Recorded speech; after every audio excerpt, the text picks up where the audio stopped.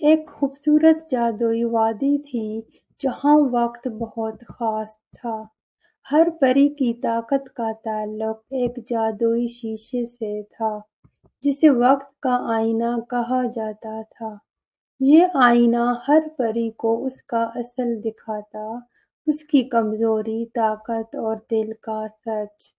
پری نیہا ایک نازک سی، خاموش اور سادہ پری جو ہمیشہ دوسروں کی مدد کرتی مگر خود پر یقین نہیں رکھتی تھی۔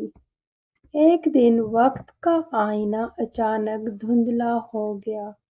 پریوں کو خود کی طاقت نظر آنا بند ہو گئی۔ سب پریاں کمزور پڑنے لگیں، اڑ نہ سکیں، ہنس نہ سکیں۔ رانی نے اعلان کیا، جو بھی پری آئینے کی روشنی واپس لائے گی اسے سب سے عظیم سمجھا جائے گا۔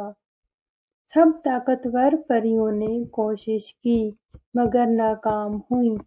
پری نیہا خاموشی سے ایک بزرگ درخت کے پاس گئی جہاں ایک پرانا الو بیٹھا تھا۔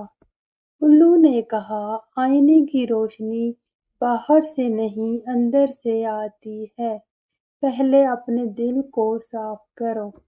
نیہا نے اپنے ماضی کو دیکھا جہاں وہ دوسروں کے لیے قربانی دیتی رہی لیکن خود کو کم سمجھتی تھی۔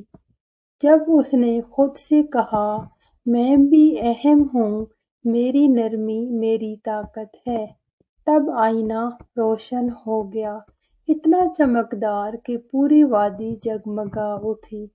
رانی نے نیہا کو گلے لگایا اور کہا، تم وہ ہو جس نے وقت کو بچایا کیونکہ تم نے خود کو پہچانا۔